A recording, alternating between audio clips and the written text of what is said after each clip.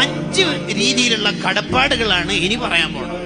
1, മാതാപിതാക്കൾ. വഖള റബ്ബുക അല്ലാ തഅബുദു ഇല്ലാ ഇയ്യാഹു വബിൽ വാലിദൈനി ഇഹ്സാനാ.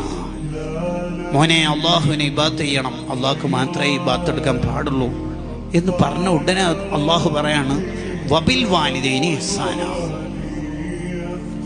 വബിൽ വാലിദൈനി ഇഹ്സാനാ, മാതാപിതാക്കൾക്ക് ഗുണം ചെയ്യണം.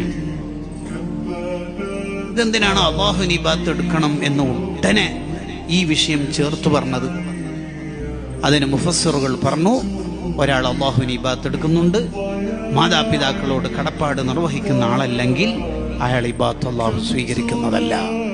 ഇത് അറിയിക്കാനും കൂടിയാണ് ഒന്നിച്ച് അള്ളാഹു പറഞ്ഞേക്കുന്നത്. റിളർ റബ്ബി ഫീ റിളൽ വാലിദ്സ്, മാതാപിതാക്കളുടെ പൊരുത്തത്തിലാണ് അള്ളാഹുവിന്റെ പൊരുത്തം. ഇതേ ആശയം തന്നെ സൂറത്തുൽ ലുഖ്മാനിലും കാണാം. അനിഷ്കുർലി വലിവാലിദൈക്, നിങ്ങൾ എനിക്ക് നന്ദി ചെയ്യണം. വലിവാലിദൈക്, യഥാർത്ഥത്തിൽ നിങ്ങളുടെ സൃഷ്ടാവ് ഞാനാണ്, ഹഖീഖിയാൻ. പക്ഷെ നേരെ നോക്കുമ്പോൾ നിന്റെ ഉപ്പയും ഉമ്മയും ഉള്ളത് കൊണ്ടാണ് നീ ഉണ്ടായത്, അല്ലേ?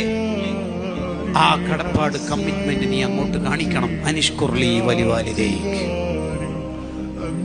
വേറെ ഏത് തെറ്റുപോലെയല്ല മാതാപിതാക്കളോട് കാണിക്കുന്ന തെറ്റ്. വേറെ ഏത് തെറ്റിനും ശിക്ഷ ആഖിറം വരെ അള്ളാഹു കാത്തിരിക്കും. മാതാപിതാക്കളോട് കാണിക്കുന്ന തെറ്റിന് ഇവിടുന്ന് തന്നെ അതിന്റെ ശിക്ഷകൾ കിട്ടിത്തുടങ്ങുന്നതാണ്. അതിന്റെ ഒരു ശിക്ഷയാണ് നമുക്ക് ജനിക്കുന്ന മക്കൾ നമ്മെ ധിക്കരിക്കും എന്നുള്ളത്. നമ്മുടെ മക്കൾ നന്നാവാനുള്ള ഏറ്റവും നല്ല വഴി നമ്മൾ നമ്മുടെ മാതാപിതാക്കളോട് നല്ല രീതിയിൽ പെരുമാറുക എന്നുള്ളത്.